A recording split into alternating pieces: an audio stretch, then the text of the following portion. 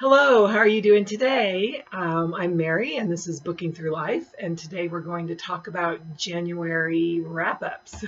So, how did your January go? Did you meet your goals? Did you read some good books? Let me know in the comments down below what you read. I'd love to hear what you've read and how you wrapped up January. And let me know if you've read any of these books and what you thought about them. So let's get to it. That's what we're here to talk about, is the books. So my plan for January was to do a smaller videos and do more little wrap-ups like each week, but that didn't happen. So hopefully that will happen in February. But since I did one, and so I'm just going to briefly just hold up the book and say if it was a thumbs up or a thumbs down. So the first book I read was Godmersham Park, and I was participating in the Past and Future Readathon, and I think this was for most anticipated book, and it was definitely a 2 thumbs up. I love this book by Jill Hornby. Yeah, and this is the UK version because the cover was way more gorgeous than the United States version. Why would you make a beautiful cover like this and then say, now let's make a different, inferior version? I don't know. But anyway, enough on that. The next book I read, I believe, was Anne of the Island, and I did talk about that already as well. And I'm trying to look to see what how I officially ranked this. I have my I can't see, but anyway, I did like this book. I think I gave it, a thumbs up. It's not as good as Anne of Green Gables, but it still was good. Somebody said, I think it was Alice at Alice in the Giant Bookshelf, said she wished there was more Avonlea in here. And yeah, I agree with that. Anne was off to college, and so they were going back and forth from Avonlea to college, and there was less Avonlea and more college. The next book I read was The Hollywood Spy by Susan Elia McNeill, and I already went through this one as well. I gave this a thumbs up. I gave it a 3-ish stars. It's good. It's the latest one in the Maggie Hope series. I like them kind of less and less as they're going along, but I keep reading them. They're still good. It's still decent. Yeah, Maggie's just a little constipated and in the emotional realm sometimes. So, and that was for, let's see, Alan Montgomery was for the Past and Future Readathon, and it was for favorite author. I have a lot of favorite authors, but I needed to read that next book, so I picked that one.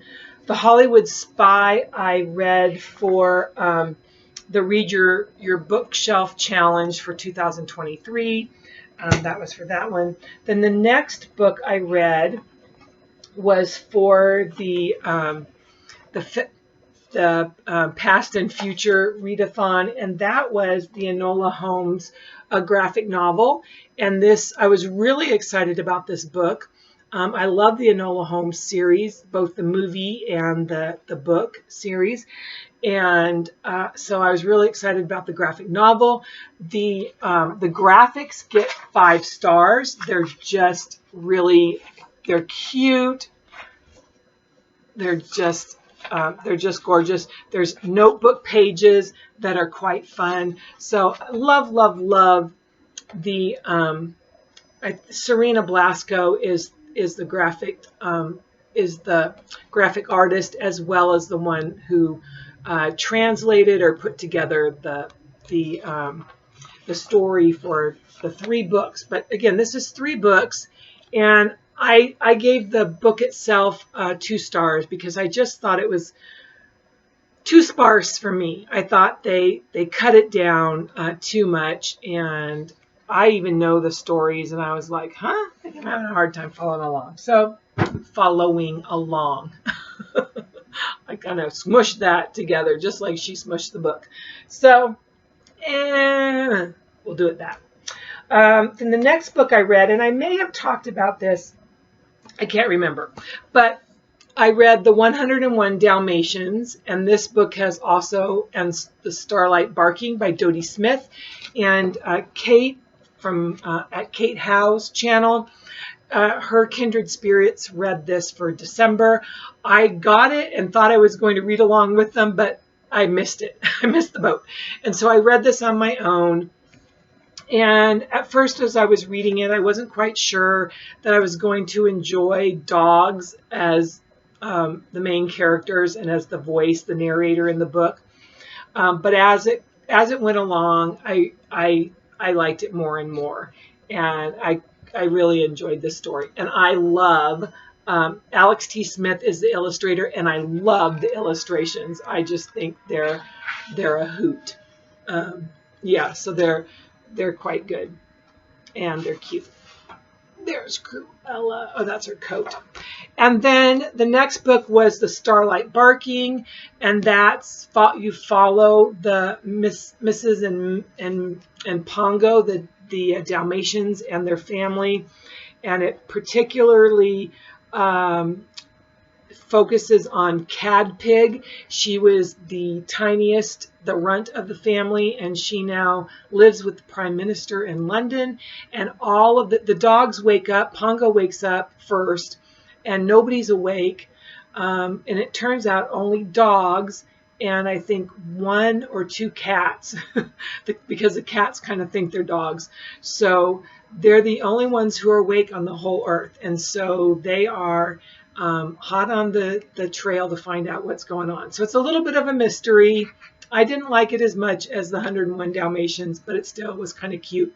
Middle grade, I think if you have middle grade kids, or even maybe a little bit younger, if you read it to them, the book, the 101 Dalmatians, happens around Christmas Eve. It's leading up to Christmas Eve and Christmas. And so I think it would be a really good book to read to your children about a week before Christmas time. Anyway, so thumbs up. I recommend that book. The next book I read was for Kate Howe's Kindred Spirit book club, and it was The Diary of Nobody by George and Whedon Grossman. George is the author, and Whedon is his brother, and he's the illustrator. This book was originally in a magazine and came out periodically and not really regularly. There was a period of like 6 weeks where it didn't appear in the magazine.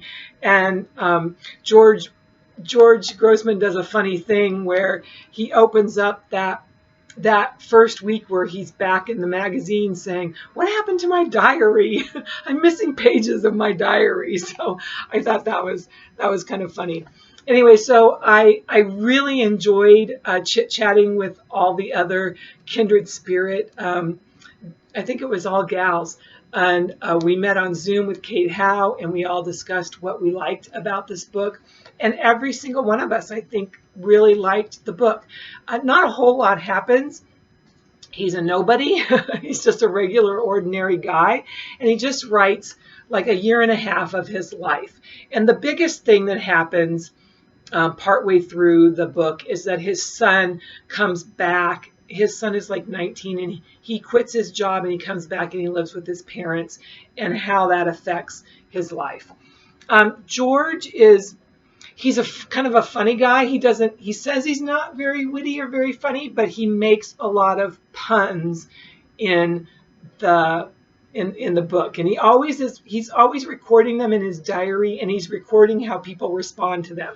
And he will even record how at night he'll think about this punny thing that he said, and it just cracks him up. Like he's just really cut up over his funny thing. And it's always a play on words, so which is kind of interesting. I have a husband who does a lot of play on words, so I got a kick out of it. And then another thing I really liked about the book is the relationship between he and his wife. And it's awesome because this is his view of his relationship with his wife. So, and they seem to have this really cute, really healthy relationship. And then I'll just say one more thing about his name is Charles Pooter, about Charles is that he always has something unfortunate happen. He's always, so he's kind of low on the social totem pole, and sometimes he'll get invited to something that's a little bit above his status, and they get all dressed up, and then something always happens. I'm trying to think of what are some things. Something gets on his shirt, or he always gets kind of knocked back down a peg, which is you just kind of want to give him. He's curmudgeon-y in some ways, but you just kind of want to give him a hug because he's a good-hearted person, even if he's a little curmudgeon-y. So if you haven't read this book, I highly recommend it. 2 thumbs up. All right. The next book I read was S.J. Bennett's All the Queen's Men. And this is the second book. It says, Her Majesty the Queen Investigates. So this is the second book. The Winds Are Not was the first one. And this is the second book in the series. And then there's another one coming out either in June or September. There's a couple of books coming out in June. And then there's a book coming out in September that I've got my eye on, but I can't remember which one's which. So, and I'm not going to put that information floating around here, so I'm sorry, but I'm just not. I don't feel like looking it up right now. So, I'm a little curmudgeon-y. Anyway, this is, all the characters are back. You've got the Queen. You've got Rosie O'Shaughnessy as the Queen's assistant personal secretary. You have Sir Simon, who is her personal secretary, although Rosie and the Queen are the ones who do the investigating. Sir Simon does not know about that, so Rosie has to keep that a secret from him. And one of the things that I really like about this book for me is it deals with artwork, artwork that's in the Queen's house that she owns personally. Well, I guess she owns it all. And then ones that are throughout the house. So you've got there's a little storyline about a painting of the Britannia, which is the yacht, her personal yacht that she had for many years. And she and Philip would do some family vacationing on the yacht. And the fun thing about that being in the storyline is that my husband and I, my husband, who I wouldn't have thought wanted to watch The Crown, we decided to watch this I think it's the 5th series of The Crown that just came out a little bit ago.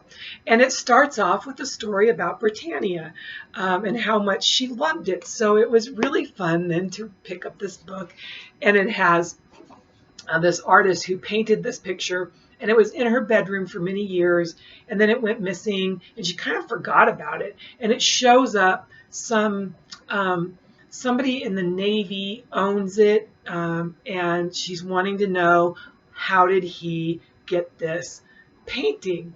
Because it means a lot to her, and nobody knows why, because it's kind of got it's very colorful, but like weird colors for a sea and a boat scene. So no one's quite sure why she likes it. And so it's a mystery on why she likes it. And you will find out towards the end. But somebody dies in the palace, and you find out it's connected with the artwork that's in the palace. And this starts off with a quote from Artemisia Gentileschi. She's an artist. She was born in 1593 and she died in 1654. So she was a woman artist. And again, at that time, it was really hard to be a known woman, female artist. And some of her paintings come into play in this story. So Winds Are Not was a little bit better, but this is still right up there. So I highly recommend it. If you haven't started this series, what are you waiting for? Buy it now. Anyway, the next book I read was, and that was for past and future readathon as well. And that was under, I'm looking at my notes. That was under, I don't have what it was under. Oh, that was under an older protagonist. The Queen is definitely older than I am. So, yes, and God rest her soul. I just love the Queen. Anyway, The next book I read, and it was supposed to be a book that was set in the future, and I don't think this was set in the future, but it has a futuristic feel to it. So I counted it. And it's The Hitchhiker's Guide to the Galaxy by Douglas Adams. Yeah, this is an old book. It's been around for a while, but I have not read the series. And this is just a really quirky, science nerdy, funny book. And this book, this first one, he says this is kind of a little bit of his sense of humor. He calls this series a trilogy of 5 books. So anyway, I just have read the first one so far. I give it 2 thumbs up. I think I give it a 4 stars. It was pretty good.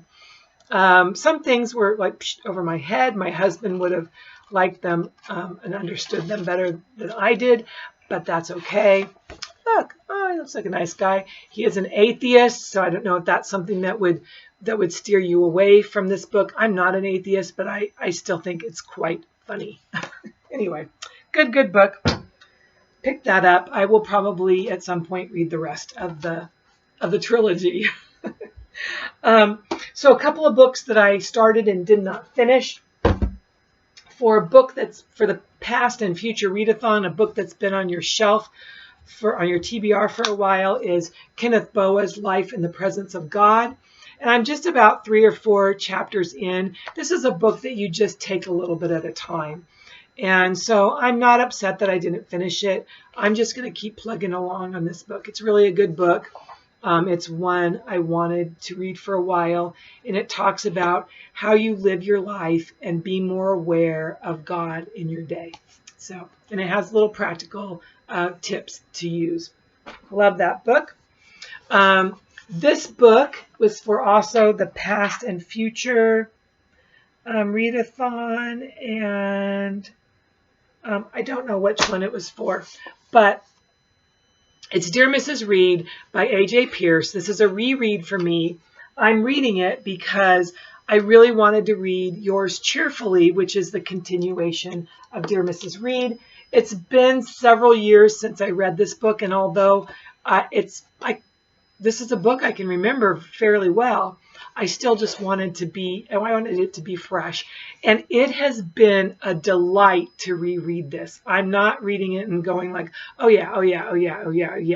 I had forgotten how witty the writer is. Let's see if I'll read you just a little portion, and I'll delete a name so that you don't know who she's talking to. But so she says, "Good evening, blank." She's talking to somebody who and she's a little bit nervous. So she says, "Good evening, blank. I managed," which came out very formally and rather as if I was about to start broadcasting the news. I wondered whether to say he looked lovely as well, but wasn't sure it was the done thing. Sorry. So I clung on to the curtains until I was stuck with inspiration and asked him if he would like to come in. With the door safely closed, I switched on the light and led him up to the flat.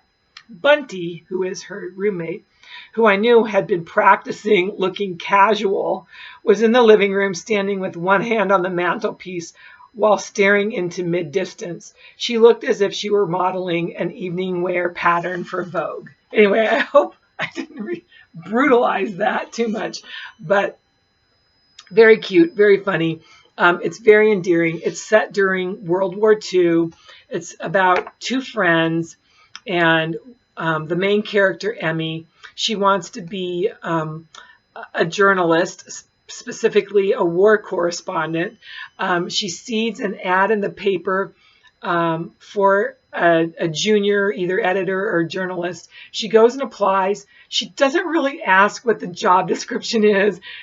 They offer her a job. She accepts it, and she finds out she's working for a women's magazine, which is part of a division of the newspaper company, and she's helping to do the editing for Dear Mrs. Bird, an advice column. And Mrs. Bird is a bit crotchety, and She will dismiss most of the people who write in because she doesn't approve of their topics in which they're asking advice for.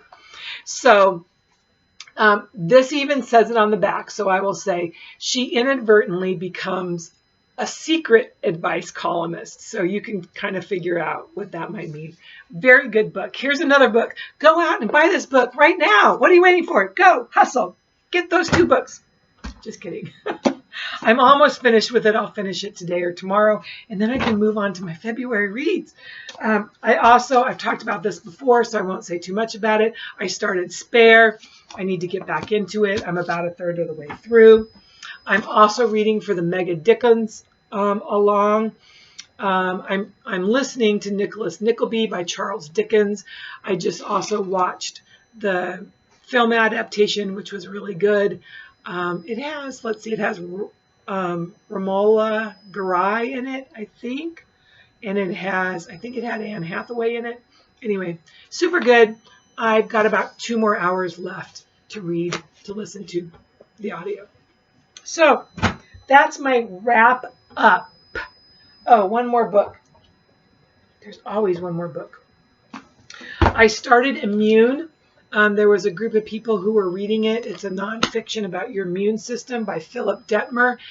I only got 4 or 5 chapters in, and it was really good.